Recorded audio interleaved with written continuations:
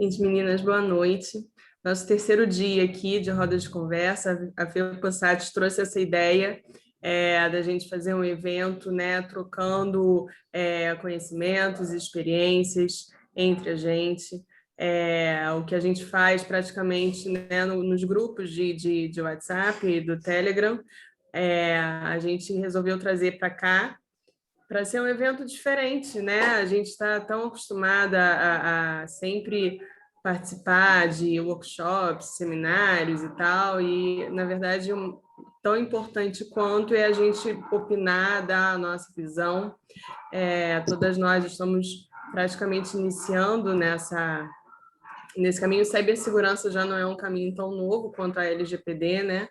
E aí a Grazi, a FEPOSSAT, a Luciana, com certeza vão trazer questões atuais e que vai enriquecer muito o nosso debate, o nosso conhecimento.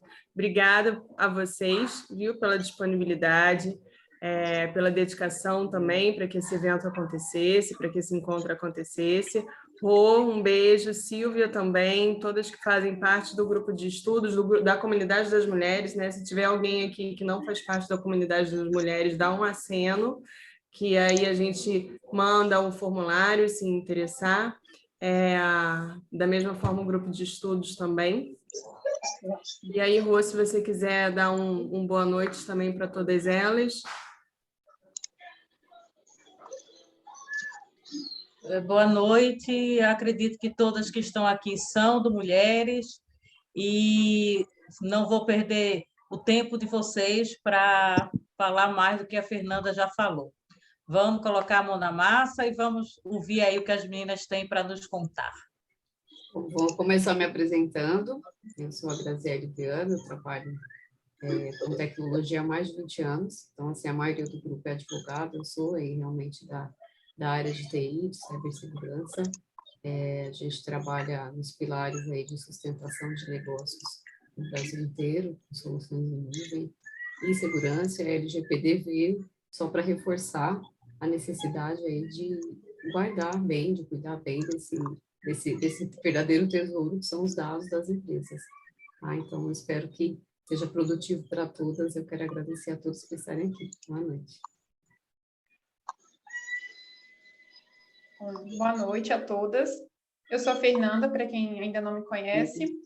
Sou advogada, sou consultora em proteção de dados, atuo diretamente no ramo de imobiliárias, trabalhei muito tempo com direito securitário, mas hoje realmente eu atuo com privacidade e proteção de dados.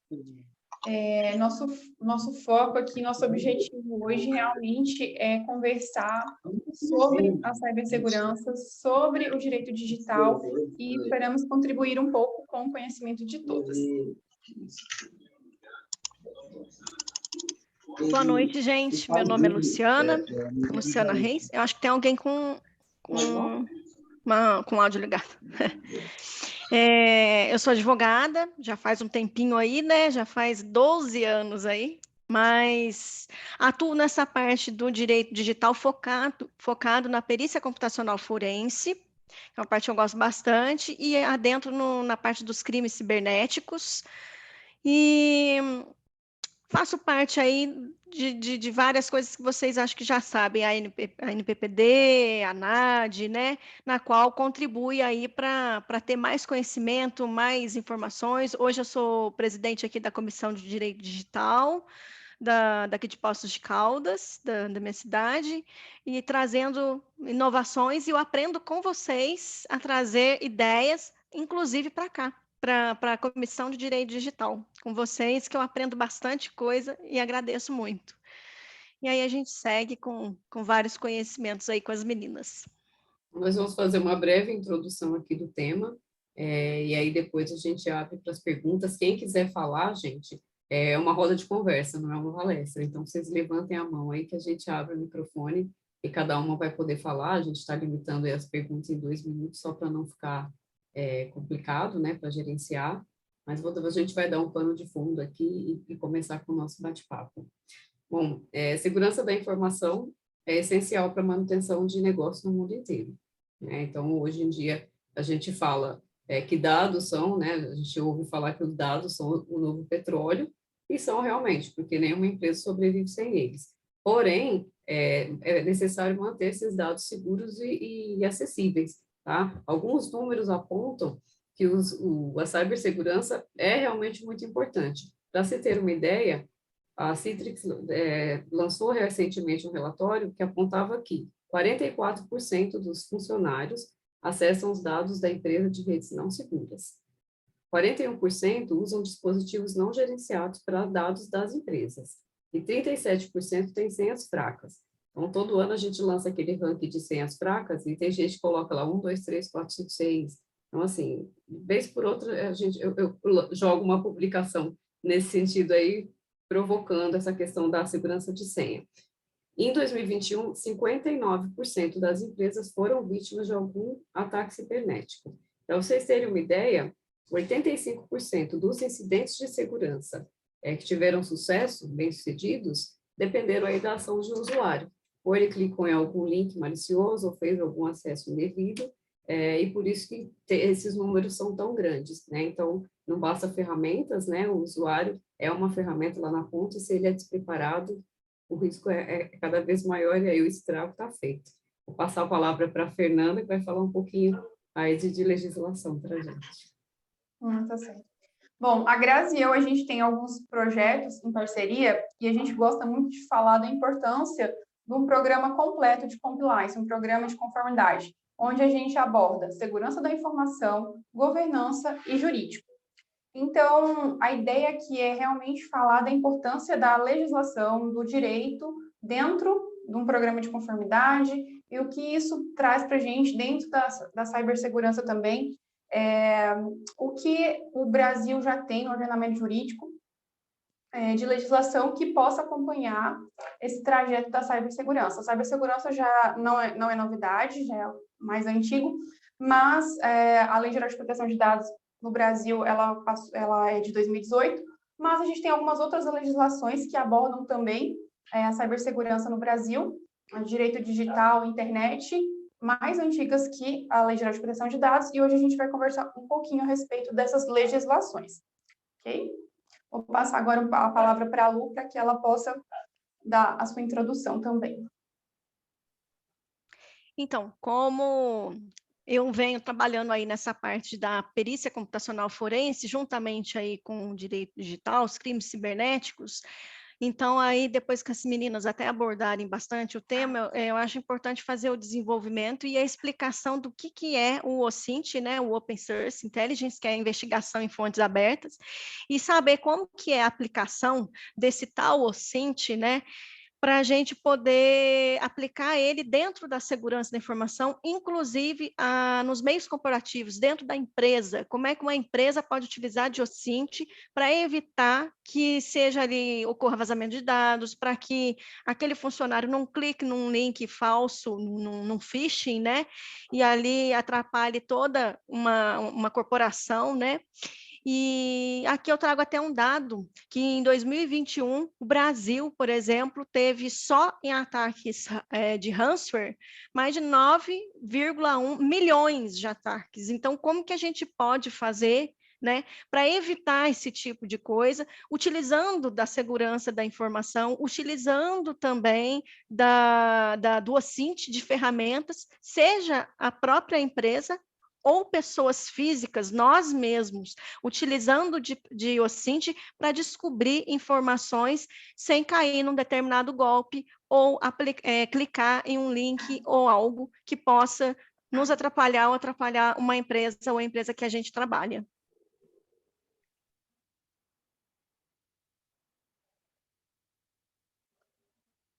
Bom, agora acho que vou fazer umas perguntas aqui para a Grazi, né, Grazi? Eu e a Fernanda. Isso aí. Para que ela possa desenvolver melhor a parte do tempo. Você quer fazer, Fernanda, as primeiras perguntas? Posso fazer? Pode fazer. Certo. Tem umas ideias aqui, Grazi, umas dúvidas, que por exemplo, aonde que a LGPD e a segurança da informação vai se converger aí na questão do seu tema? da questão que você disse. A LGPD, ela exige das empresas que cuidem, né, da segurança dessas informações durante todo o processamento. Só que ela não deixa claro como é que a gente faz isso. Então, eu costumo fazer meio que um jogo de palavras, né, que é possível você ter segurança da informação sem ter privacidade e conformidade, porém, é impossível que você tenha privacidade de dados se você não investir em segurança da informação. Então, se uma empresa não investe minimamente num recurso, numa política ou numa ferramenta de segurança, como é que ela vai garantir a conformidade com essa lei tão importante, né? Então, quando uma empresa investe em segurança da informação, ela não está sendo adequada realmente só à LGPD, mas ela está agregando segurança da informação para todas as informações do seu negócio. Então, é justamente nesse ponto que elas conversam. Você até falou em questão de preço, a segurança da informação, no caso, ela custa caro para... Como é que fica essa questão de valor? Existe esse mito de que segurança da informação custa caro, e muita gente enxerga a segurança não como investimento, mas como custo. Então, eles só vão dar valor ao custo, né, à segurança realmente, quando acontece um vazamento, quando acontece um ataque, no caso de LGPD, quando tomar uma multa, né, mas segurança da informação, ela é feita desde o mais básico até empresas gigantes. Então, se você é um consultor, de repente, você usa um Google Drive ou uma ferramenta gratuita para armazenar suas informações, e você tem um computador com antivírus, você tem uma senha forte, você tem uma política de trocar essa senha periodicamente, você não deixa aquela senha salva no navegador. Então, você já tem aí uma série de cuidados que trazem segurança da informação para o seu negócio. E à medida em que a quantidade de dados, a estrutura de TI, ela vai ficando mais complexa, novas ferramentas vão entrando. Mas eu não posso dizer que segurança da informação é algo caro, porque ela é aderente à necessidade que a empresa tem. Então, eu vejo como essencial que as empresas, assim como a empresa determina uma verba de marketing, que ela determine uma verba de segurança da informação, porque a segurança para ela vai ser adequada ao seu tamanho, vai ser adequada ao seu faturamento. Então, é possível se fazer segurança de N formas e não vai custar algo que seja impagável, né, para a empresa. Mas o risco dela pode realmente levar a uma quebra. Eu até acho que se não fizer, por exemplo, você pode até gastar mais agora, para depois a reputação, eu sempre falo isso, a reputação da empresa lá na frente não vir abaixo, né? Porque Exato. Mais vale gastar agora para essa questão da segurança da informação e para todos os elementos que vem aí da LGPD, que a gente vai até falar mais à frente, né? Implementação correta, tudo, do que a empresa economizar aí e lá na frente o titular de dados ou colaboradores ali dentro depois atrapalhar e eles entrarem com uma indenização, né? Até a Fernanda depois pode falar com a gente com essa questão da legislação aí de colaboradores, né, ali dentro, de indenizações ali dentro, como é que vai funcionar? Exatamente, eu faço uma comparação com seguro de carro. Então, se você comprou um carro, você faz um seguro para o carro, você está garantindo aquele que retorne daquele carro de alguma forma. Por que você não cuida do mesmo jeito dos dados do seu negócio? Né? Então, assim, já tem segurança, como você colocou na abertura, não é algo novo, é algo antigo, é algo necessário. Logo que se começou a falar de ataque de ransomware, um dos primeiros casos foi de uma fábrica de móveis no Sul, que sofreu um ataque, e esse hacker, ele criptografou os moldes dos móveis, das peças, e era uma fabricante alemã, a pessoa, dona da empresa, não tinha dinheiro para trazer esse técnico para consertar a máquina, e a empresa simplesmente fechou as portas. Então, assim, eu me lembro muito, foi muito emblemático, isso já tem, o quê? Uns 18 anos, e quando eu olhei aquilo, eu falei, nossa, o negócio está ficando sério. E aí a gente está vendo o que está acontecendo. Hoje eu tive notícia de 2 ataques de ransomware em empresas mundiais. Então, assim, é muito sério. E ao passo que eles entram nas grandes, eles entram nas pequenas, porque estão mais desprotegidas. Né? Então, isso há 18 anos, esse exemplo que você deu, 18. Exatamente. E hoje os hackers estão cada vez mais preparados, então a empresa tem que estar sempre mais à frente. Se o bandido se sofisticou, por que a minha estrutura tem que ser tão frágil e tão obsoleta? Exato. não é? E 2 pontos aqui, né, Grazi? Você tocou até no ponto de seguros. Hoje já tem bastante seguradoras no Brasil oferecendo seguro para ataques cibernéticos. Então, já é mais um produto lançado. E o segundo ponto que você tocou bastante importante é que a gente tem essa cultura, essa ideia de que só grandes empresas, só multinacionais podem sofrer algum tipo de ataque. Mas não. Tem umas 2 semanas, 3 semanas mais ou menos, que eu tive a notícia de que uma pessoa, um MEI, ele sofreu um ataque e os arquivos deles foram todos criptografados. Então, assim, o alvo principal podem ser as grandes empresas? Pode ser que sim, mas os pequenos também são alvo, né? E justamente um dos fatores é esse, a falta de investimento em segurança. E aí eu quero até perguntar isso para você. A Lei Geral de Proteção de Dados traz que os agentes de tratamento precisam ter medidas técnicas e administrativas que garantam a proteção e a segurança da informação dos dados. Então, qual que é a relação da LGPD? Como que a segurança da informação ela pode dar esse suporte? O que seriam essas medidas técnicas e medidas administrativas dentro de um programa de conformidade em LGPD? Medidas técnicas, quando a gente vai fazer a conformidade, aí vocês sabem tanto quanto eu, a gente entra na análise de risco, né, para o dado. Então, um dos itens da análise de risco é a infraestrutura de TI, é onde o dado está. Então, quais são as medidas técnicas, né? Se a gente for falar quando a gente fala de segurança da informação de modo geral é qualquer informação, inclusive os papéis. Quando a gente fala do cyber, aí eu estou falando de computador, de estrutura, né, tecnológica. E um dos itens de abordagem, né, da estrutura é justamente a tecnologia. O que são essas medidas? É você partir do básico, né, como eu falei, partir aí de ter um equipamento atualizado, ter softwares licenciados, legais. A gente tem muita pirataria ainda no Brasil, infelizmente. Mesmo hoje, com modelos mais flexíveis de você contratar software, existem empresas que correm esse risco. Você tem um antivírus no ambiente corporativo não pode ser free, minha gente, tem que gastar, né? Tem que pagar um antivírus decente para o teu usuário. Ainda mais a gente falando em home office, como é que está o seu usuário trabalhando de casa, com uma máquina sem antivírus, e aí ele acessa o YouTube, ele acessa o Facebook, ele acessa as redes sociais, e como é que você monitora isso, né? E aí você entrando em estrutura, entra a parte servidor, de você também ter licença, de você ter um backup. Então, você teve uma perda, para onde eu corro? Precisa ter backup. Qualquer mínimo de dado precisa ter uma cópia de segurança, a gente nem fala uma, a gente fala 2 ou 3, né? Tem um jargão que diz em TI, né? Se você tem 2 cópias, você tem uma. Se você tem uma, você não tem nenhuma. Porque a gente já viu cliente que usava o HD externo para fazer backup, na hora que ele precisou, aquele HD já estava velhinho, não conseguiu recuperar. Então, assim, sempre faça mais de uma cópia. Hoje em dia a gente tem nuvem, né? Faz uma cópia física, faça uma cópia na nuvem. A própria ANPD lançou um manual com medidas técnicas básicas aí para o pequeno, né, para o pequeno negócio. E uma delas é o backup físico. Então, assim, tenha um backup. Teste o seu backup de tempos em tempos. Não deixa só copiando. Como é que você sabe que a informação estará lá quando você precisar? Então, sem contar que esse backup manual também é um risco, né? Um risco porque vai depender de você lembrar que você precisa fazer, você tem aquela rotina de fazer aquele backup manual, né?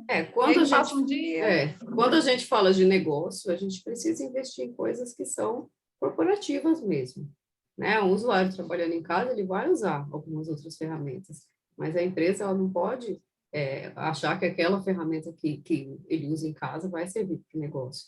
Precisa um backup decente, ele tem um software, ele faz versões desse backup.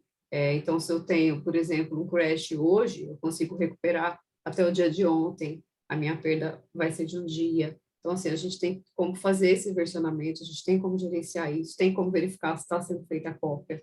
Então, são medidas corporativas. E tem a pequena, a média, a grande, a gigante, mas tem para todo mundo. Não tem por que você não fazer. O maior risco é não fazer. Não fazer, né? Ou seja, às vezes, a segurança da informação pode ser posta em risco por não ter um documento que formalize quais são os processos que devem ser seguidos. Às vezes os funcionários não sabem como pode agir, porque não tem um documento, não tem um treinamento, que seriam essas medidas administrativas, que podem evitar diversos riscos e não custam um grande investimento, né? A medida administrativa, ela vai regular a maneira como a empresa disponibiliza a tecnologia e o que o usuário pode fazer com ela. Então, assim, é um documento que vai dizer, você tem um computador, você pode acessar isso, isso e isso, eu tenho este bloqueio, ela dá garantias para as duas partes, né? E ela precisa ser conhecida e ser capacitada. Aqui, eu acho que tem uma pergunta aqui, a Camila. Quer abrir o microfone e fazer a pergunta, Camila? Eu posso ler para você. Sua pergunta não é boba, não, viu? Ah, ela está sem microfone. Ela perguntou assim, qual a relevância do pentest em relação à proteção de dados? Não é uma pergunta boba, é uma pergunta muito coerente e as empresas têm perguntado muito sobre isso. O pentest, ele é um teste, a gente chama de teste de penetração, que é um teste de invasão de uma rede, de fora para dentro. Então, a gente simula um ataque de hacker. Por que ele tem muito a ver com proteção e com segurança da informação? Que é uma forma, assim como eu acabei de dizer, que o backup você precisa testar para saber se as cópias estão sendo feitas, o pentest ele vai testar se as barreiras que você criou para a tua estrutura de dados, elas estão funcionando. Então, são alguns robôs que vão simular o ataque a essa rede. Então, o pentest ele obedece a diversos níveis. Você pode fazer só da invasão até a base de dados. Ele é feito, a gente chama de hacker ético, né, esse trabalho. A pessoa, é feito um contrato de confidencialidade entre o cliente e a empresa que faz, e o hacker ético ele só vai até o limite que o empresário aí deixar, e depois ele é emitido um relatório, identificando as vulnerabilidades ali, para que ele possa fazer as correções. É importante, sim, porque assim como você põe a fechadura, se você precisa forçar para saber se ela abre ou se ela segura a porta. Obrigada pela contribuição, Camila. Algo mais? Até comentei com a Camila, ali no privado, falei que a hora que eu for falar um pouquinho de OSINT, vai entrar essa questão do pentest. Então, aí você deu uma explicação excelente, já até falou. Você falou teste de penetração, eu falo teste até de intrusão, né? Para identificar se há vulnerabilidades ali nos computadores, né? Mas eu já vi também, Grazi, questões no seguinte sentido quanto ao pentest. As empresas muitas vezes não fazem o pentest, faz a implementação, mas não pagam o pentester para poder fazer o pentest, porque é um plus a mais, vai ficar mais caro. Então, já estou fazendo a implementação, já é um preço ali. Aí voltamos na questão de valores de novo. Ainda vou pagar o pentest para poder ver se há vulnerabilidade ou não, então vou deixar o pentest, porque o pentest não é também uma coisa barata de ser feita ali. Mas, na hora de fazer a implementação da LGPD, também não é algo que é necessário, né? Eu posso deixar de fazer o pentest e implementar, mas é uma coisa que pode ser muito legal para a empresa para evitar futuros problemas também. É uma coisa meio que a empresa pode deixar de fazer? Pode, não é uma regra, mas muitos deixam porque é caro e muitos desejam fazer porque acham sim que é uma. Eu acho que a partir do momento que o empresário ele vê valor em investir em segurança e ele gasta lá, né? Ele quebra o cofrinho dele e investe em segurança, é uma maneira dele testar se essa segurança foi bem entregue, bem implementada.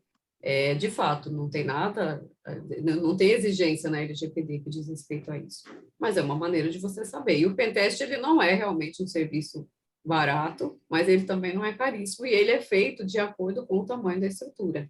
Então, assim, é tudo para o seu tamanho, né? Tem empresas pequenas, a gente tem pentests aí que o custo é até bacana. Além do pentest, a gente tem teste de phishing, que é super bacana para você testar a maturidade do seu usuário. Então, pode ser mandado um phishing aí para o e-mail de todos os colaboradores e a gente vai mapear quem clicou. né? E só por aí a gente já vai saber quão atento está aquele usuário. A gente já está testando aquela ferramenta administrativa lá que a Fernanda falou, né? Que é a educação do usuário. Então, o Difish, ele não faz mal nenhum, ele só realmente vai trazer esse dado aí de quantos clicaram ali, quantos estavam desatentos. E tem outras formas da gente fazer isso também. Muito bom. Ô, Grazi, agora para a gente encerrar aqui, encerrar não, mas para a gente passar para a próxima etapa, falando da questão dos ataques. E se eu sofro um ataque de ransomware? Minha empresa sofre um ataque de ransomware. O que eu posso fazer? Tem alguma coisa para ser feita depois? Quais são os primeiros socorros aqui que a empresa pode fazer? Primeiro, o ideal é cuidar do antes. Então, você precisa arrumar sua casa. Como eu falei da analogia do cadeado, então precisa ter a rede segura, trabalhar com senha forte, usar um firewall, uma estrutura corporativa é super recomendado que tenha um firewall, e o backup. Precisa ter backup, isso é indiscutível. Agora, se o ransomware entrou e criptografou seus dados, a primeira coisa que a gente orienta, o cliente desconecta, né? Ele vai desconectar da rede, vai deixar vai isolar o servidor ou aquela estação que foi corrompida, que foi comprometida, se for, de repente, num servidor de uma empresa, a primeira coisa a se fazer é buscar o backup. Tá? Por isso que ele é tão essencial. Então, a gente vai restaurar esse backup numa outra máquina e aí partir para a investigação e ver o que realmente, se houve realmente perda de alguma coisa. Então, assim, se você tem o backup, você já está muito, muito protegido. A gente recomenda não pagar o resgate, tá? Já existem algumas ferramentas que conseguem desencriptar, né? Em alguns casos, dependendo aí do que foi usado, a gente já teve sucesso em algumas desencriptografias, né? Mas o ideal é você ter a estrutura pronta, segura, com backup. Backup. Ou seja, backup, number one, queridinho. Vamos focar no backup. Silvia quer fazer uma pergunta. Pode falar, Silvia. Boa noite, gurias. Referente a essa que você falou agora, Grazi, o servidor foi infectado, aí eu desconecto ele. Esses dias eu estava numa live, num treinamento, e aí o pessoal falou que a gente não deveria desconectar, porque tu pode perder o rastro daquele negócio. Mas como é que a gente faz isso, então? Ele disse, deixa em quarentena, mas existe deixar em quarentena sem desconectar? Sem desligar? A gente... algumas pessoas divergem aí que você tem que guardar o rastro. Isso. Mas, gente, assim, eu sou da ação, assim, eu acho que realmente você parar, porque alguma ameaça, se você ligou, e assim, eu falo por experiência própria, a gente já viu o cliente que ligou e falou, tem algo acontecendo aqui, e a gente cortou naquela hora e o prejuízo foi menor.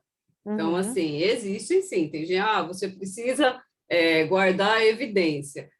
Mas vamos ser práticos, né? Desses grupos de ransomware aí, eu não vi ninguém sendo preso.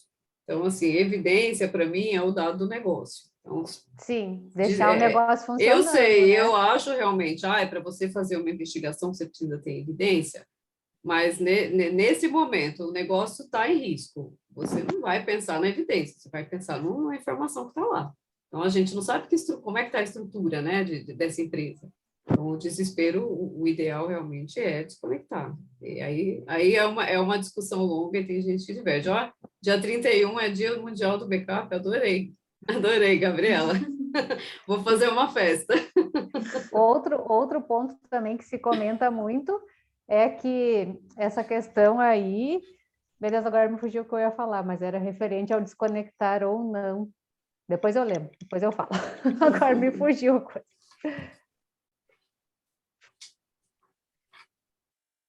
Chegou a Adriana. Seja bem-vinda, Adriana. Fala um pouquinho para a gente, Fê. Você estava falando de direito digital, da questão das leis, né? O que você... Porque, se, por exemplo, vocês estavam falando do que fazer em ataque de hacker, mas a gente sabe que a cyberameaça, ela não é só essa coisa de cinema, né? Do hacker que criptografa e tal. Ela pode estar... pode ser um usuário mal intencionado, pode ser, de repente, um concorrente, né? Tem N casos aí de gente mal intencionada. O que uma empresa pode fazer se ela identificar, se ela passar por uma situação dessa e souber quem fez ou tiver indícios de quem tenha feito? Tá. Como você explicou anteriormente, um ataque ele pode ser externo ou interno, né? Pode ser até mesmo um funcionário, e aqui pode ser por uma causa dolosa, intencional ou até mesmo acidental, né? A falha humana pode ter sido de forma acidental ou intencional, movido por algum sentimento de raiva, de vingança. Dado a isso, se a empresa consegue identificar quem foi o causador daquele problema, então vamos partir do pressuposto que tenha sido algum funcionário que tenha feito de forma intencional. Se ele quebrou, se ele violou o código de ética, o código de conduta que a empresa tem, o regimento interno, e lá naquele regimento interno já vem disposto o que pode ser feito, então, falando aqui no âmbito administrativo e trabalhista, o funcionário ele pode ser demitido, se essa for uma das sanções previstas, ele pode ser demitido até por justa causa, né? Não sendo também um funcionário, mas sendo identificada a pessoa, pode existir a possibilidade de reparação civil, e existe também, a depender do caso, a possibilidade da pessoa ser responsabilizada penalmente. Mas para isso a gente precisaria identificar exatamente como aconteceu, como foi conduzido e identificar qual artigo do Código Penal ele poderia se enquadrar. A gente estava conversando mais cedo até com a Lu, que a Lu é especialista em direito digital, especificamente em crimes cibernéticos, e a gente conversou bastante sobre o artigo 154 do Código Penal, que é justamente a invasão de dispositivos... 154, né, Lu? Isso, 154A, né, que adveio da Carolina Dickmann. Invasão a dispositivos. Você quer comentar, Lu, um pouquinho a respeito desse Posso artigo falar desse artigo horroroso. Vou começar a destrinchar aqui, porque eu acho extremamente necessário falar com as meninas aqui, porque me pinica esse artigo. Então, no caso de ransomware, seria o artigo 154A, à primeira vista, para dentro da punibilidade do direito penal. Só que a gente tem alguns errinhos, assim, graves, né, dentro do 154A. A gente tinha lá na Lei 12.737, de 2012, a Lei Carolina Dickmann, alguns erros já. Aí surgiu a 14.155, que veio tentar corrigir o artigo 154A e trouxe mais erros junto. Então, assim, eu peço licença para eu pegar o artigo aqui em mãos, e passo a passo com vocês. O 154A está dizendo assim, né?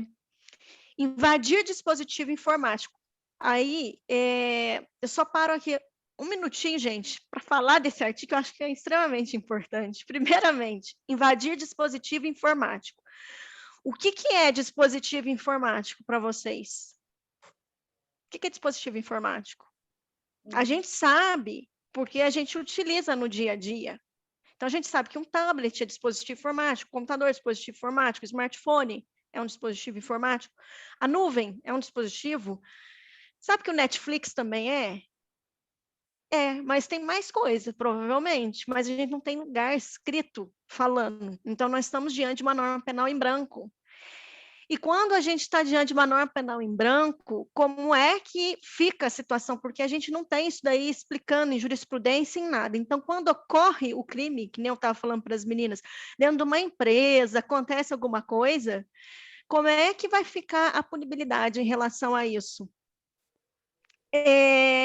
O outro ponto que essa lei trouxe em relação a isso foi, invadir dispositivo informático de uso alheio. O que significa esse uso? A partir do momento que o legislador colocou a palavra uso, ele criou uma finalidade para isso. Mas qual o tipo de finalidade? Alguém sabe? Alguém já viu falar? Eu não sei para que tipo de finalidade ele utilizou ali. Porque antes era invadir dispositivo informático alheio, na 12.737. Com essa, ficou invadir dispositivo informático de uso alheio. Tá. E antes tinha a palavra, utilizando ali mecanismo de segurança, aqui ele tirou a palavra mecanismo de segurança, ou seja, ele vai invadir o dispositivo forçando a barra para invadir o dispositivo, quebrando senha, né? E já que ele está invadindo um dispositivo, significa que se o seu computador não tiver uma senha específica, o fato é atípico perante a Lei Carolina Dickmann. O fato já é atípico. E tem outro problema ainda dentro aqui. Com o fim de obter, adulterar, agora que é a parte, né, Fernanda? Com o fim de obter, adulterar ou destruir dados ou informações. Perceba que a palavra está no plural. Vocês pode até rir, falar não é possível. Às vezes vocês até ouviram falar já sobre isso, mas no direito penal a gente tem que tomar muito cuidado. Como veio no plural, está querendo dizer que se a invasão desse dispositivo informático foi com a intenção de adulterar um dado, o fato é atípico perante a Lei Carolina Dickmann.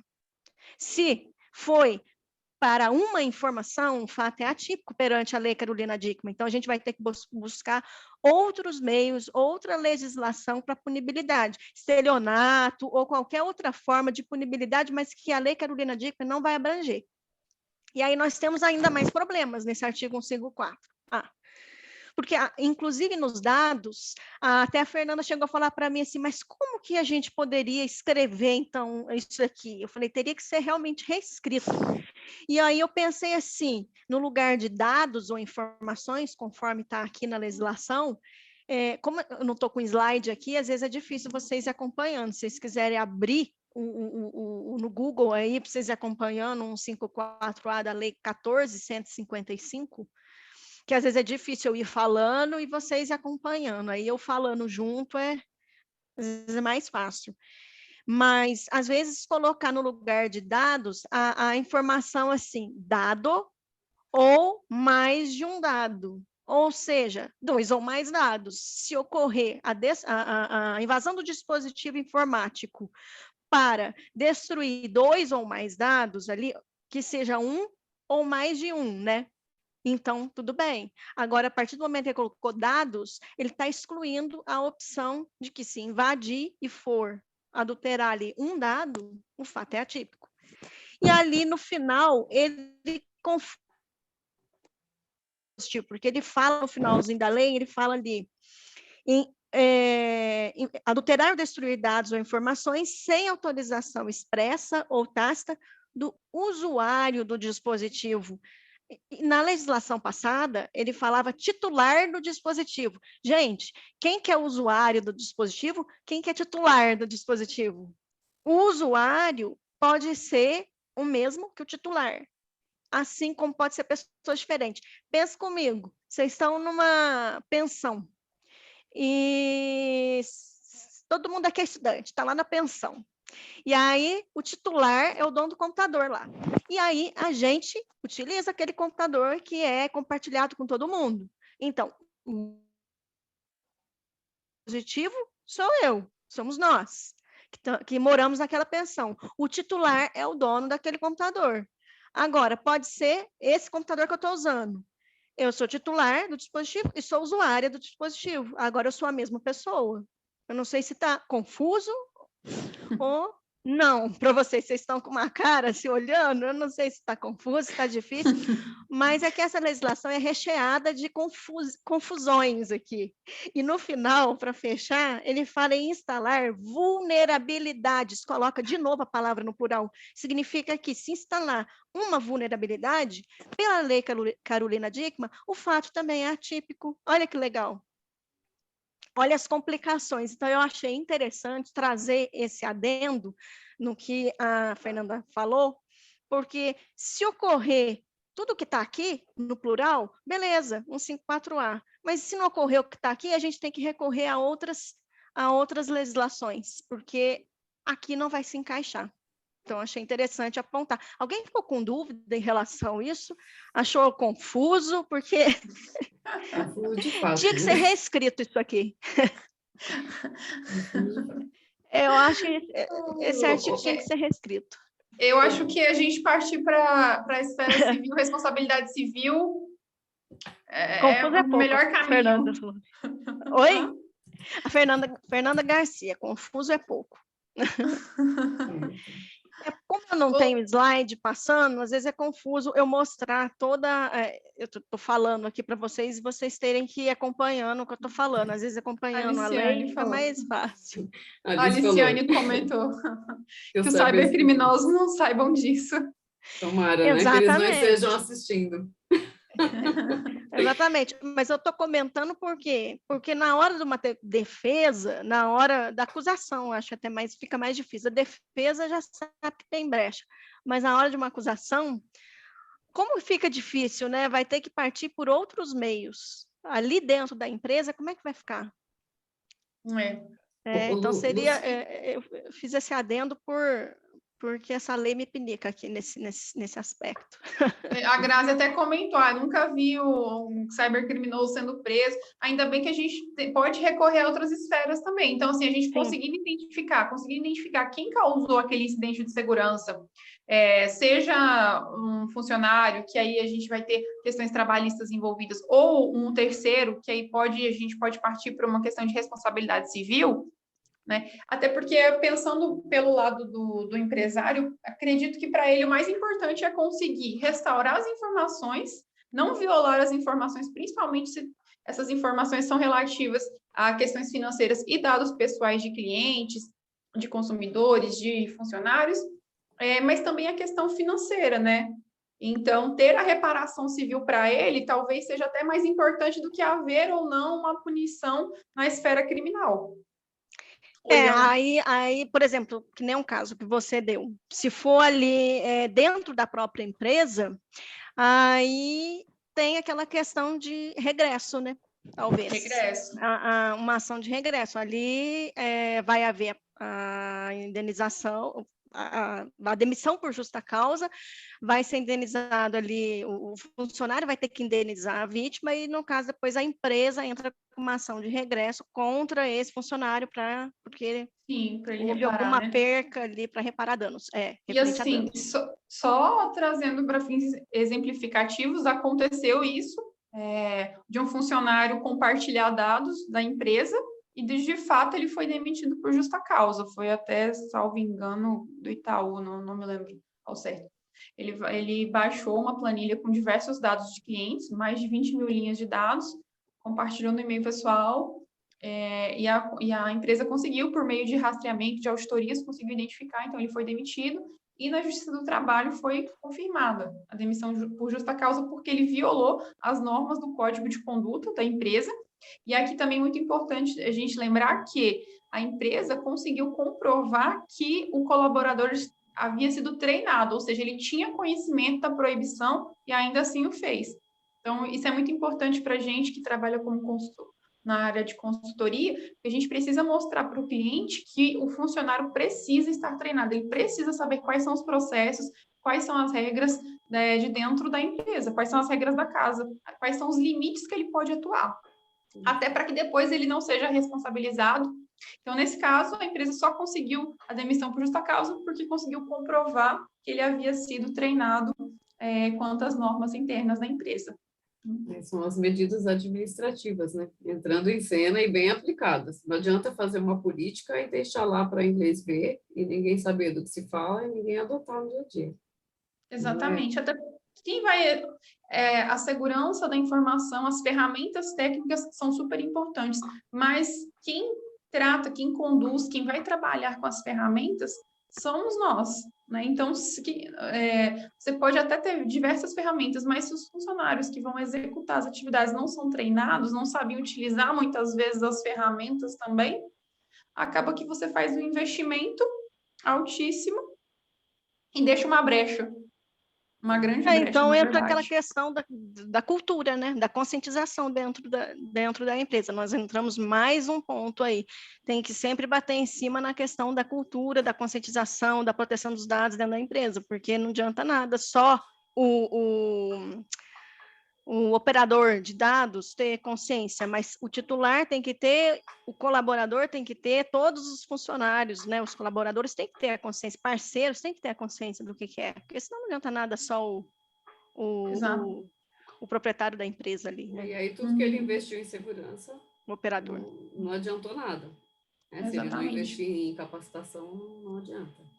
Fica não é suficiente para proteger, né? Exatamente. Luciana, fala um pouquinho da gente sobre o OSINT. Qual que é a importância de usar o OSINT numa empresa, por exemplo? Fala um pouquinho do que é o conceito, acho que nem todo mundo conhece, e qual que é a importância disso. Então, até, antes de começar a falar do OSINT, acho interessante falar que às vezes, nossa, o OSINT, que é Open Source Intelligence, é investigação em fontes abertas. É uma coisa da agora. Não é uma coisa da agora. Eu tenho certeza que todos aqui já usaram o OSINT e não sabem que usaram. Mas o OSINT, desde lá, só fazer uma breve parte histórica aqui, desde da Segunda Guerra Mundial, lá também em meados de 1930, o OSINT já era utilizado. Inclusive, também, na Guerra Fria, entre a União Soviética e os Estados Unidos, eles conseguiam pegar informações, Estados Unidos, por meio de rádio, conseguia pegar informações para descobrir ataques, talvez.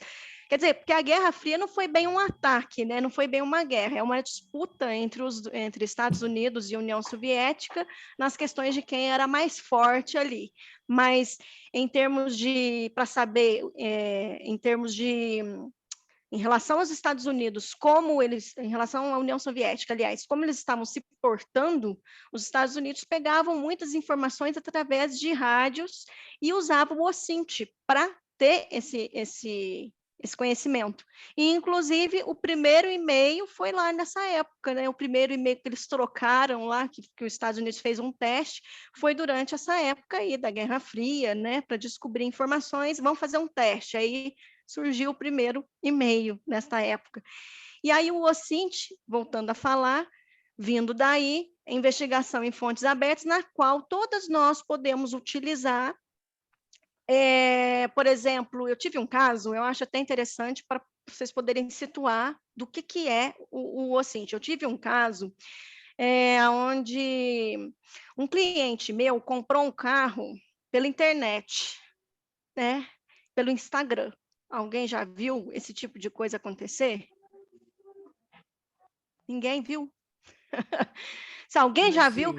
Imagina. Não, ele comprou pelo Instagram, fez o Pix, tá? Realizou o Pix, e 2 meses depois que ele veio falar para mim, eu fiquei sabendo disso 2 meses depois. Ele fez um Pix de R$17 mil.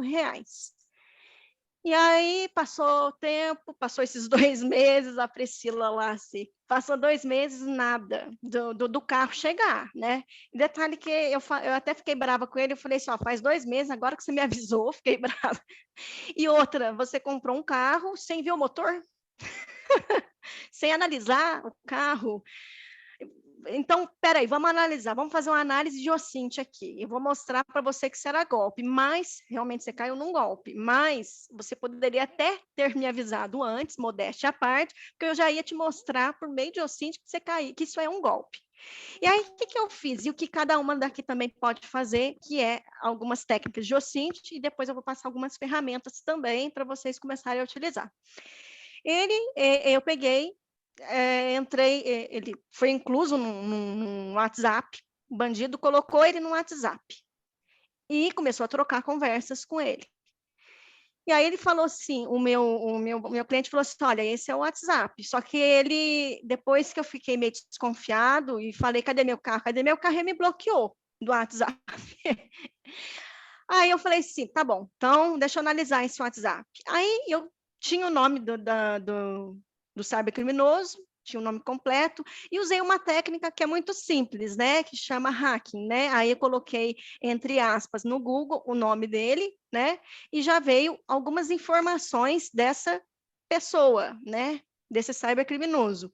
E aí, depois que veio essa informação para mim, eu falei assim, deixa eu procurar o endereço descobrir o CNPJ, e depois que eu descobri o CNPJ, o endereço, e aí eu falei assim, deixa eu ver onde que fica essa tal empresa, né, com os devidos carros. Aí deu em 4 becos, tinham 4 endereços, e esses endereços davam em 4 becos. Aí eu peguei, entrei no Street View, que também é dados abertos, gente, tá ali. Entrei no Street View, fui andando nas ruazinhas e mostrei para ele. Falei, olha, aqui tá num beco, aqui tá no outro beco. Isso tudo estava lá em Florianópolis. Aqui não tem nada, ó, não tem loja. E o que a gente subentende? Falei para ele deve ter ido num shopping center, em alguns lugares onde tinha carro, pegou, tirou foto e, de modo grosseiro, pegou e riscou, assim, pelo pincel do celular mesmo, o número da placa. É nitidamente isso. E aí eu falei, você analisou o Instagram dele? Analisei, não tem curtidas. Eu falei, tem carros que tem 197 curtidas. Aí ele falou, tem? Eu falei, tem, tudo por árabe. Eu falei, sim, mais uma coisa que você caiu no golpe, tudo árabe que curtiu. E aí eu peguei e falei assim, mas eu quero ver se essa empresa realmente está ativa, se eu quero ir mais a fundo. Aí eu entrei no site da Receita Federal e vi que a empresa está ativa. Aí eu falei, opa, a empresa está ativa.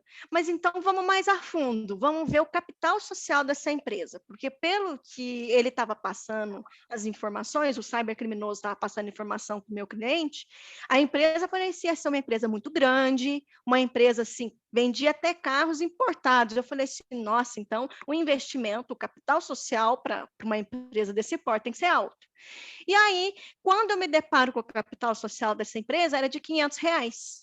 Aí eu mandei para ele e falei assim, você caiu num golpe. E agora, para a gente tentar fazer alguma coisa, o que eu consigo visualizar aqui é entrar com uma cautelar, né? E eu vou precisar também de um perito, apesar de eu ter esse conhecimento em perícia computacional, que entra essa parte de OSINT, eu entrei nesse ponto. Agora, um ponto mais técnico, eu preciso de um perito comigo. E aí, o que ele me respondeu foi, qual que era meu preço? Eu passei, ele falou assim, vou desistir porque não tenho dinheiro para pagar, porque eu já perdi 17 mil. E aí eu falei assim, então a gente encerra porque não tem como eu andar com o processo sem eu ter o perito comigo também e entrar com uma ação cautelar. Resumindo, utilizando o OSINT, em fontes abertas. Eu descobri várias informações aí, entrando em site de receita, entrando em um monte de coisa que cada um de vocês podem fazer aqui. E aí, existem outras ferramentas que uma empresa, por exemplo, pode utilizar para que o funcionário dentro da empresa não caia em golpes ou não clique em links. Por exemplo, vocês podem utilizar o Ruiz, não sei se vocês já viram falar, ele é com W, Ruiz, tudo junto, que ali você consegue descobrir informações da sua própria empresa ou de outras empresas que você queira descobrir informações. É tudo junto, Grazi, Ruiz. Tá, eu achei que era o do registro. Tudo junto. E aí você coloca ali a informação, por exemplo, Magazine Luiza, coloca o site, entra no Ruiz e escreve magazineluiza.com.br. Você já consegue identificar ali, nesse site, quem que está representando a Magazine, e-mail da Magazine, vem um monte de informação daquela empresa, você consegue descobrir. Tem um outro também que é EPIOS, E-P-I-E-O-S. Você coloca lá o e-mail, você consegue descobrir informações da onde é que a pessoa tem conta, por exemplo, coloquei o e-mail da Grazi ali. Ela tem conta em quais lugares? Na Amazon, consegue descobrir até a foto da pessoa, se ela tiver foto, por isso que eu aconselho não pôr, porque eu não ponho mesmo, fotos do e-mail, entendeu? Se tem uma foto no e-mail, não coloca foto não, porque é possível descobrir um monte de coisa. E aí você fala assim, poxa, mas o cybercriminoso está utilizando uma foto minha, da onde que arrancou essa foto? Talvez foi lá do seu e-mail, Porque, da mesma forma que a gente pode usar o OSINT para o bem, existe o cybercriminoso que também usa o OSINT para prejudicar a gente. E aí, ainda utilizando o OSINT, eu tenho certeza que todo mundo aqui já recebeu um e-mail falando assim, você foi premiado com uma vaga, sei lá, um e-mail não, até SMS, né? SMS, Premiado com uma WhatsApp, vaga. eu já recebi, já. Para ganhar 5 mil, 20 mil, sei lá. Eu já recebi e veio uma foto junto, né? E uma foto de uma mulher com um aspecto indiano. Eu falei, opa, já vi que era falso. Esse aí estava fácil. Mas vamos supor que não estivesse tão fácil. Duas formas. Ou vocês podem utilizar o TIN-EYE, TINEYE, para identificar que essa foto, isso, Grazi, obrigada. Para identificar que se essa foto já foi utilizada em quantos milhões de sites, aí você fala, poxa, alguém já usou essa foto em 500 mil lugares. Aí ele apresenta para você quantas vezes aquela foto já foi utilizada. Ou uma forma ainda mais fácil, pega aquela foto e coloca no Google. Aí vai aparecer informações referentes, muitas vezes ele pode trazer informações referentes àquela foto. Então, isso são formas da gente descobrir, através do OSINT, se a gente está sendo feito de bobo ou não. É uma das ferramentas, e tem muitas outras ferramentas aí de OSINT para a gente poder utilizar. Não sei se alguém já ouviu falar do Shodan, que eu até fico pensando assim, futuramente, quem tem uma geladeira que tenha a internet das coisas, né, a IoT ali junto, né? Porque eu imagino assim, futuramente, alguém falando assim, nossa, minha geladeira foi hackeada. Imagina a frase, gente, minha geladeira foi hackeada. Então, a gente tem que proteger todos os nossos equipamentos, eu brinco aqui, mas é uma verdade, viu? A gente tem que proteger todos os nossos equipamentos e ter ciência, inclusive, dessas técnicas de OSINT também, para que saiba utilizar a nosso favor, porque o Shodan, por exemplo, esse aplicativo, dá para você, inclusive, investigar aonde há vulnerabilidades na utilização, por exemplo, você vai procurar onde tem câmeras na sua cidade e aonde está a vulnerabilidades ali. E aí tem relação também até com objetos dentro da sua própria casa. O que está vulnerável ali? E aí a gente pode trazer até isso para dentro de uma empresa. Então, vamos estender isso para dentro de uma corporação. Já imaginou a geladeira da empresa? Uma brincadeira à parte, mas é bom a gente pensar sempre além, porque que nem a Grazi falou, se a gente pensa já agora no problema, quando o problema chegar, a gente já tem a solução. Então, assim, deixa eu ver se tem mais alguns aplicativos aqui que eu não esqueci de falar. E se vocês quiserem fazer isso, eu acho interessante. Se quiserem fazer um teste agora, para ver se vocês tiveram senha vazada no e-mail, já entra agora e faz no minhasenhavazou.com. Coloca o e-mail e vê se está vazado. Se estiver vazado, já muda a senha já. É um site em que você coloca o e-mail, ele vai falar para você, ó, senha foi vazada no aplicativo X. Isso, Grazi. A senha foi vazada no aplicativo X. Senha foi vazada no Canva. Então, mude a senha do Canva, né? Isso são técnicas que a gente pode, ó, tanto funcionário da empresa quanto a gente mesma, pode ter feeling para poder fazer e não cair em golpe. Tem o Maltego, que também faz parte, é uma ferramenta de OSINT, só que essa precisa de instalação. E aí você consegue compilar no Maltego por exemplo, eu quero procurar os dados da Grazi, porque eu preciso de algumas informações da Grazi. Será que a Grazi ela trabalha na minha empresa? E será que a Grazi ela está atuando ali corretamente? Estou desconfiada que ela está passando informação para algum outro parceiro, não sei. Eu vou investigar a Grazi. Então, eu vou usar o Maltego, onde ele vai pegar algumas informações da Grazi e compilar para mim tudo ali naquele lugar. Então, eu posso fazer manualmente, mas eu posso usar esse Malteco, que aí vai precisar de instalação. Vírus total, vivo falando do vírus total, mas uma observação do vírus total. Às vezes ele dá falso positivo, porque às vezes o negócio, algum phishing, ele fala que é phishing, aliás, algum link, ele fala que tem phishing, que tem malware, que tem algum vírus ali, mas não tem. Aí cabe a gente pensar, mas eu não registrei nada, eu não fiz nada, então eu não vou clicar.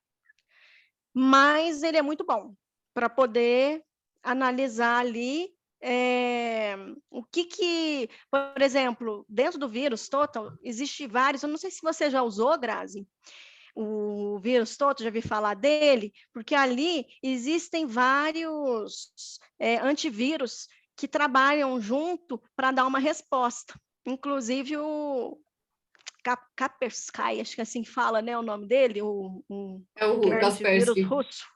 É Kaspersky ou Kaspersky? Eu faço sempre confusão. Kaspersky. Porque eu falo Kaspersky, aí não sei quem falou, não, é Kaspersky, porque Sky, no final está escrito Sky, né? Mas é Kaspersky. Kaspersky, né? Eu uso esse aí. Eu uso ele também. Inclusive, recebi até uma notícia, uma reportagem aqui, então, tirando dúvida com a Grazi, já com todas as meninas aqui, vi uma notícia falando que quem está instalado o antivírus Kaspersky para tomar cuidado por conta de hackers, babá. Eu não ligo para isso, não. Não tem nada a ver, não. Eu acho que não tem perigo. A gente usa há muito tempo, a gente recomenda, inclusive eu fazendo propaganda de graça aqui.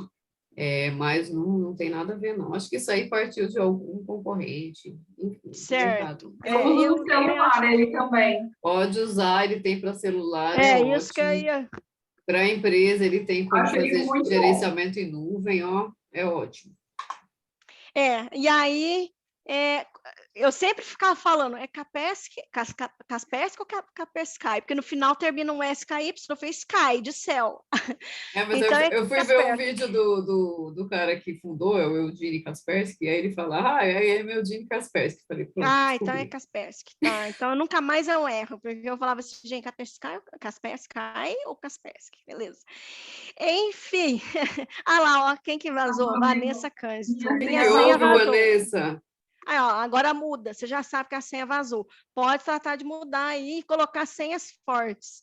E se você quiser saber como descobrir senha forte, você pode também entrar num site que chama Teste de Senha. Aí você vai fazendo o teste e vai vendo qual senha que está forte, qual senha que está fraca. Posso dar dica de senha forte? Também. Então, evitar a sequência numérica, evitar usar nome, data de nascimento. Sim. É uma dica algo que eu uso muito. Ao invés de usar uma senha de palavra, eu costumo usar frases. Então, por exemplo, eu gosto de azul, ou eu gosto azul, você pode substituir as vogais por número. Então, por exemplo, a letra A por número 4, a letra I por 1, e mesclar sempre ter uma maiúscula ou minúscula e algum símbolo no meio aí ou no final. Porque aí você fica mais fácil para você salvar. E uma outra, para quem usa muitas senhas, é interessante usar alguma ferramenta de cofre. Então, existem ferramentas de cofres que não é tão caro,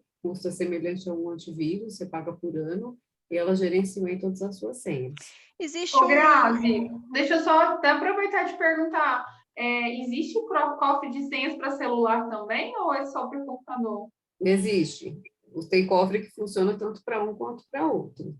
Ela já armazena senhas de banco, de aplicação, de nuvem, de e-mail, de tudo. Acho que a Maria Fernanda quer fazer uma pergunta. Tem até, só um minutinho, Maria Fernanda, só complementar aqui, de cofre de senha, o Bitwarden. É verdade. Bitwarden, se quiser até escrever para as meninas, é um excelente cofre de senha. Acho que é assim. Assim mesmo. Exatamente isso que eu precisava. É esse nome, ele é excelente, é o que eu utilizo. Era exatamente isso que eu precisava, porque é horrível dizer, mas eu anoto as minhas senhas no note do celular. Não, menino. Não me derrubem.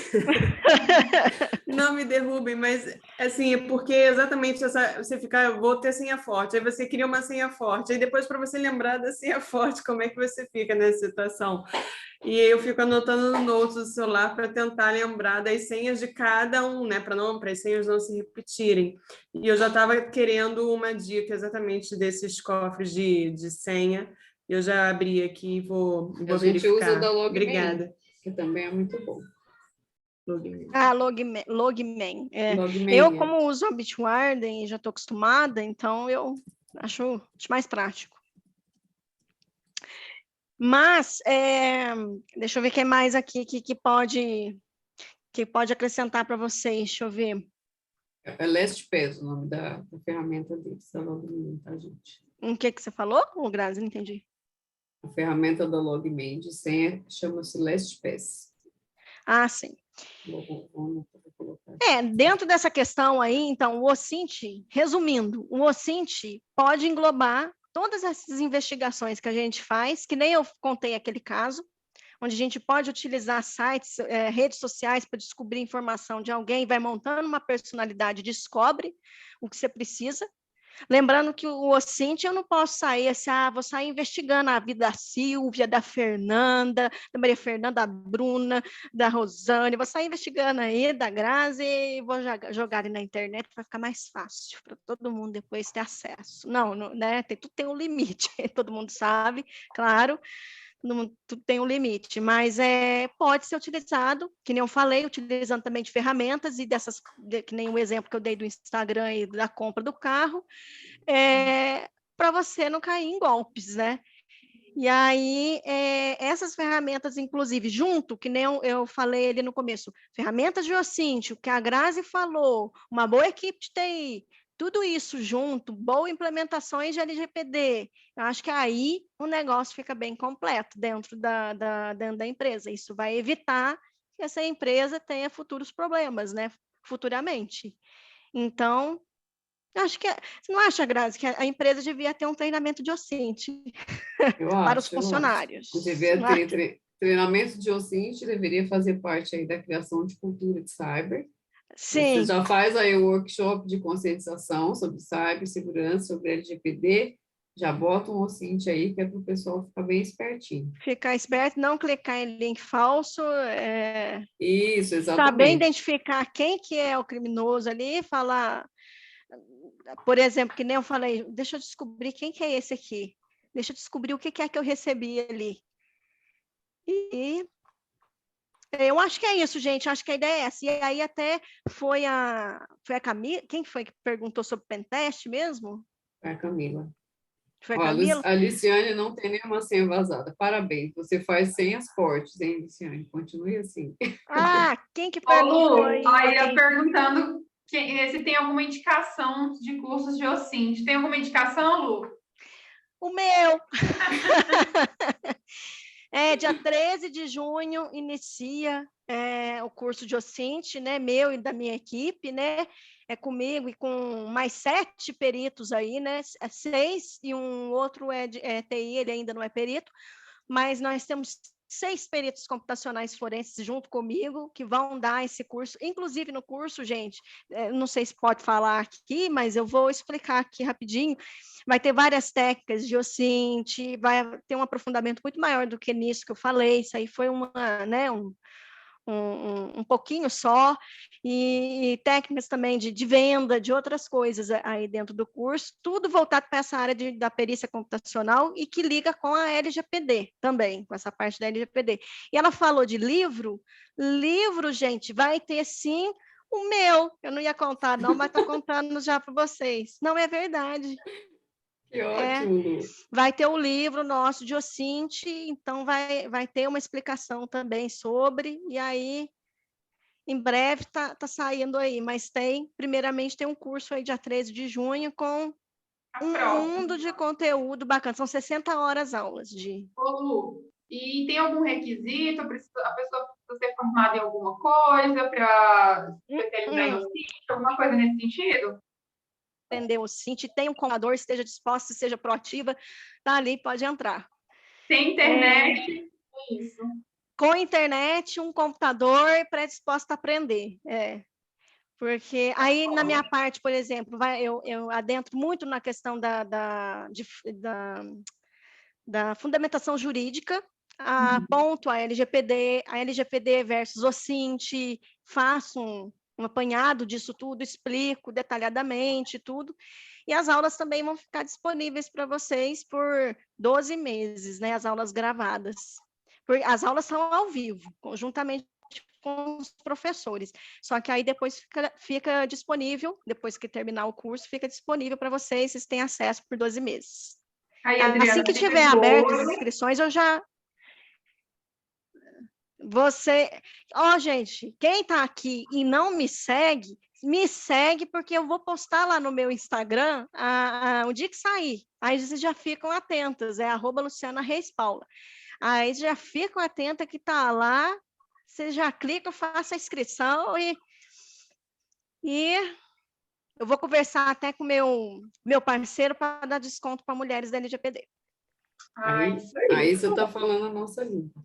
Sim, para dar desconto para as mulheres da LGPD, inclusive as que estão hoje aqui participando dessa live, desse evento aqui. Inclusive as meninas estão aqui.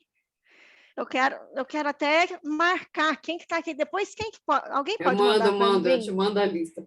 Manda a lista. Não precisa não, Lu, a gente vê pelo Simpla, até pela emissão de certificado. Quem está aqui vai ganhar desconto. Eu não sei se eu poderia fazer a propaganda, mas como foi perguntado, eu falei sim, então eu tô falando. O que parecia escrito ali? Eu não a Vanessa falou que você não vai esquecer esquecer. da mulher que teve a senha vazada. Essa mulher está precisando muito.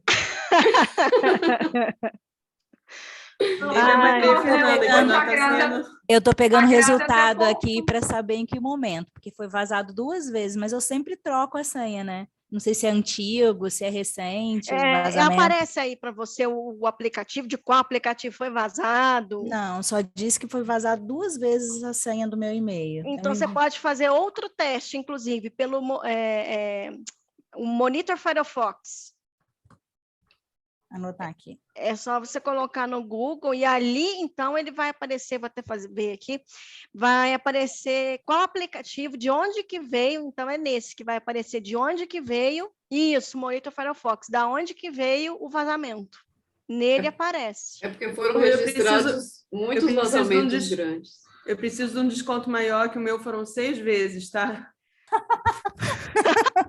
Me superou, Maria Fernanda. Eu preciso de um desconto maior no seu Foi vazado por 6 favor. vezes, isso mesmo que eu tô pelo vendo. que consta aqui, sim. Vazada BF Vitog 4TI7 1728 Collection Big DB. Mas com essas, Maria Fernanda, mas com essas senhas gravadas na sua anotação favor, aí, né? fica fácil. Aí você está pedindo. Confere para mim aí, por favor. Lu, vê cada uma, hein? O desconto vai de acordo com a senha vazada. Então, quem teve mais senha ganha mais desconto. 60%. O site é Minha Senha, vazou, ou minhasenha.com? Porque eu olhei no Minha Senha. Minhasenha.com. Ah, tá. Então, graças a Deus, eu olhei 3 e-mails, nenhum vazado, graças a Deus. Agora, se vocês entrarem no Monitor Firefox, Monitor Firefox, vocês colocam lá, é esse aqui, ó. Não sei se dá para... É essa telinha aqui. Aqui, eu recebi o e-mail, eu tive que confirmar. Eles enviaram uma confirmação para o meu e-mail, eu confirmei e abri aqui, eles me deram a descrição. Foi vazado no Hotel Urbano, na estante virtual, em 2019 e 2020. Qual o setor de turismo aí? Mas a estante virtual teve um vazamento grande. Por isso que eu estou falando, às vezes vazou. 0 vazamento aqui, ó. 0 vazamento. Mas o bom... meus 2 e-mails. 0 vazamento, viu, Fernanda? Já estou no Monitor. 0 vazamento. Não tem de lugar empresa. nenhum. Não, nem no da empresa, nem no pessoal. O meu só Agora, é esse mesmo. Minhas senhas são muito seguras, eu guardo numa agenda. Então, eu também faço senha segura, agora eu não entendi. Agora, mas ninguém Sempre sabe onde troco. está a agenda. Só eu. Só você sabe, né, Rô? Mas o sei. o Aqui, estante ó. virtual teve um problema de Guardada invasão, 7 viu? Pode ter chaves, sido lá. gente, ó. Eu redefino gente. a minha sempre. Porque eu Guardada sempre 7 esqueço. chaves, Rosane. Vocês não Ó, podem me matar de vergonha, não. a chavezinha, ó. Tem uma chave aqui, ó. Gente, Não, mas eu sempre faço troco tudo as minhas direitinho, senhas, e eu Grazi. sempre esqueço. Eu troco minha senha, eu coloco arroba, cifrãozinho, e letra Cifrãozinho. maiúscula, e letra minúscula, e boto um monte de coisa. Aí tem que anotar, minha filha, porque aí a cabeça não dá Os conta. símbolos especiais. Exatamente, especiais. não dá conta. Também uso. Ô, gente, mas eu Maiúsculo. posso compartilhar com vocês também mais uma coisinha? E que o Ocinte também pode ajudar? A Grazi está até rindo. Não, gente, porque a gente tem que ficar atento a sites também das empresas, né, de instituições, né? Eu estou numa situação, né? Eu não vou falar o nome da instituição, mas onde existem ali nome do pai, nome da mãe, tudo ali aberto. E aí, o que pode acontecer com o nome do pai e nome da mãe? Principalmente o nome da mãe, né? O nome da mãe e o seu CPF. Vamos supor, eu sei o nome da mãe da Grazi e o CPF. O que eu faço? Crio conta no banco, faço empréstimo, né? No nome da Grazi, né? E tem instituições... Não. E tem instituições que estão com informações dos membros expostas. E aí, o que eu faço? Primeiramente, um ofício, para que seja tirado o quanto antes e ser cumprido a LGPD, porque está descumprindo, né, o artigo 6º da LGPD, né, que são os princípios ali, né, cadê a adequação, necessidade, cadê tudo ali? Está descumprindo. E, recentemente, também tem até o caso da Cacau Show, né, Fernanda? O que teve o caso do telefone de um funcionário, né, exposto num site, né?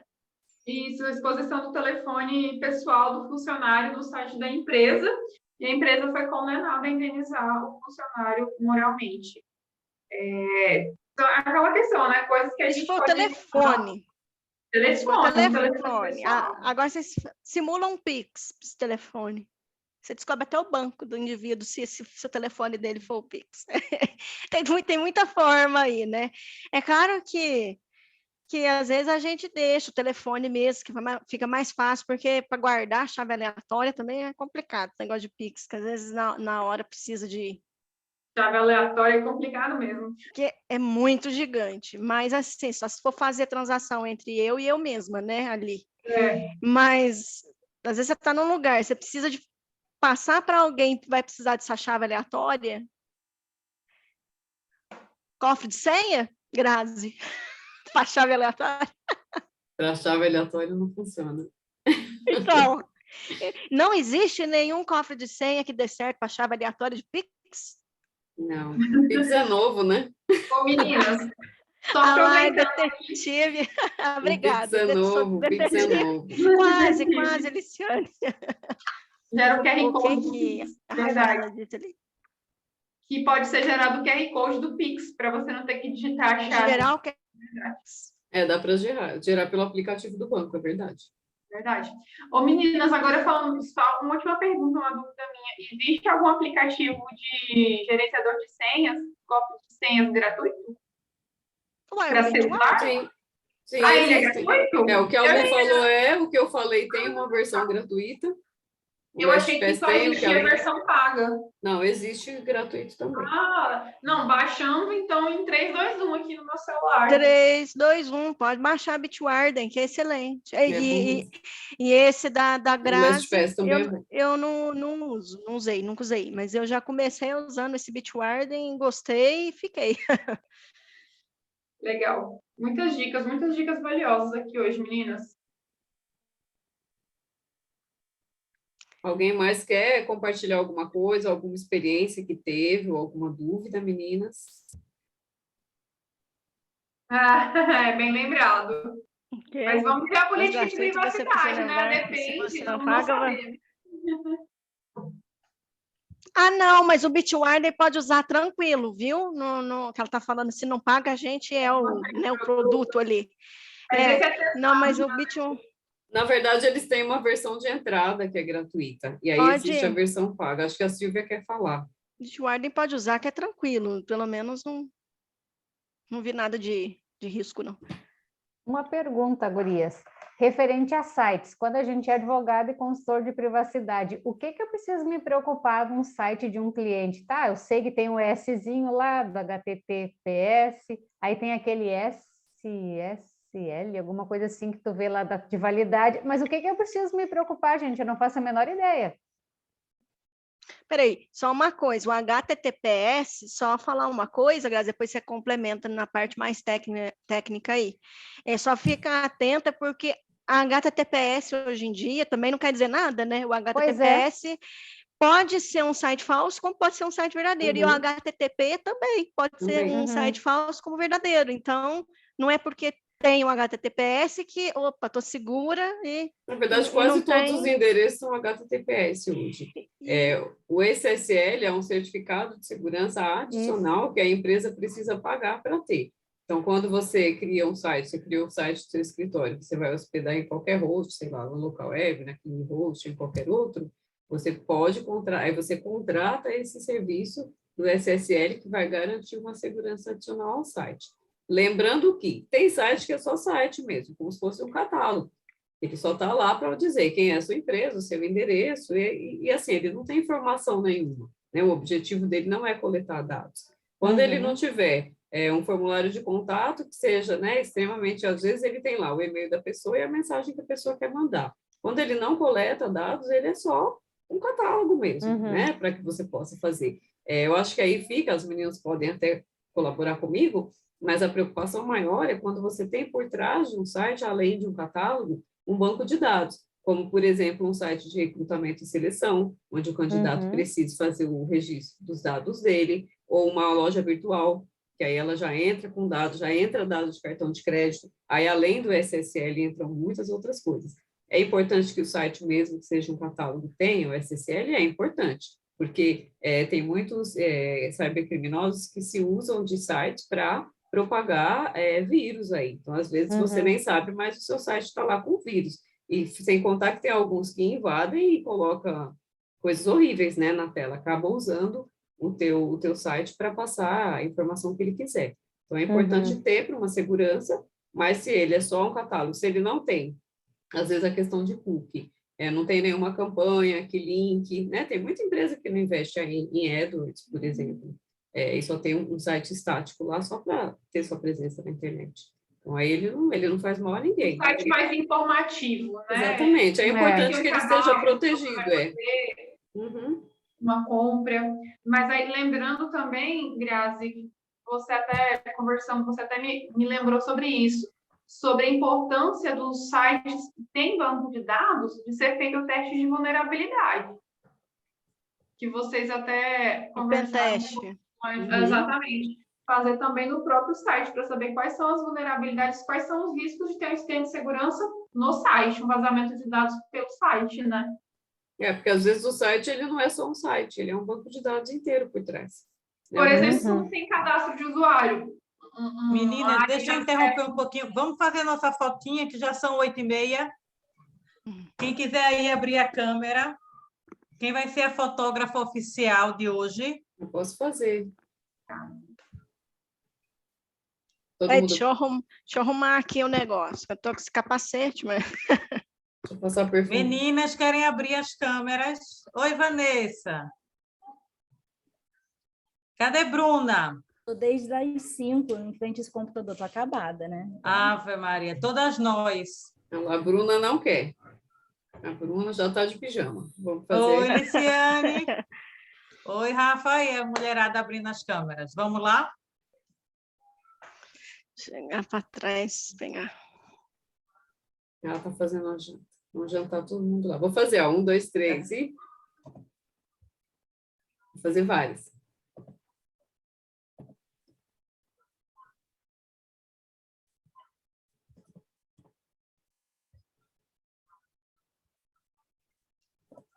Pronto. Vou mandar no grupo, porque aí vocês dão uma olhadinha.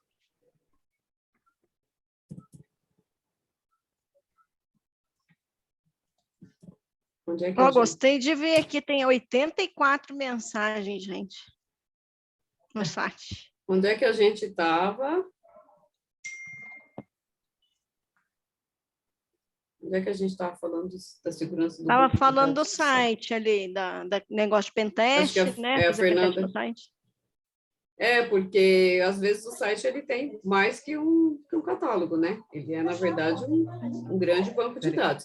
Quanto mais informação se coleta, mais importante é essa questão da segurança e a questão do termo de uso, porque ele deixa de ser site, ele não vai ter só uma política de privacidade, mas se é um serviço que você precisa contratar e envolver muitos dados, ele precisa ter um termo de uso também. Por exemplo, tem um cliente que ele tem um site e ele não vende, não é um e-commerce, mas ele tem a área do cliente. E dentro dessa área de cliente tem o contrato, tem boleto, tem os comprovantes de pagamento. Então, tem toda a informação da vida do contrato do cliente. Então, a importância de fazer um teste de vulnerabilidade, porque se acontece um incidente, se tem um vazamento, vaza a vida inteira, documentos pessoais todos do cliente dele está dentro da área de atendimento ao cliente. Então, né, são diversas informações, fluxo de dados gigantesco dentro do próprio site. Precisa de uma segurança boa, exatamente. Para ter segurança, precisa ter backup. Assim como um servidor com banco de dados precisa ter backup, um site também ele é feito backup desse site. Porque aí você imagina que o hacker invadiu e aí ele colocou uma cara de palhaço. A gente já viu isso acontecer com empresas. Como é que você recupera? Aqui no você tem um backup dele. Federal, inclusive. Então. Aí você tem que ter backup. Como é que sobe esse site de volta? Exatamente. Ele pode ser usado, de repente, se você tem um banco de dados, alguém pode entrar, instalar o malware e ficar mandando aí para todo mundo que está cadastrado lá na base. Ele acaba virando um vetor. Verdade. O que mais, meninas? Alguém mais quer compartilhar? Eu acho que está muito bom hoje. A gente vai ficar a noite inteira aqui. Bom, preciso ir. Mas se alguém quiser perguntar mais alguma coisa, tiver mais alguma dúvida, estamos aí à disposição. Se alguém também quiser se disponibilizar para ser investigada também. Brincadeira, viu, gente? Já levei burdoada demais hoje. O pessoal está saindo, vamos encerrar. Meninas, adoramos que vocês estiveram aqui. Eu acho que foi muito produtivo. Qualquer dúvida que vocês tiverem, vocês têm aí os contatos, né, da gente no grupo. Sigam as nossas redes, vamos nos seguir mutuamente, né? É uma sugestão que eu faço para a gente poder trocar informação e seguimos aí juntos. Depois, se lembrarem de mais alguma dúvida, podem mandar para a gente. Estou colocando meu Insta aqui, quem quiser seguir, @ Luciana Reis Paula, segue. Assim que tiver notícia do curso, vai ser dia 3 de junho, vocês já ficam por dentro. Isso aí. Lembrando do nosso desconto, né, Lô?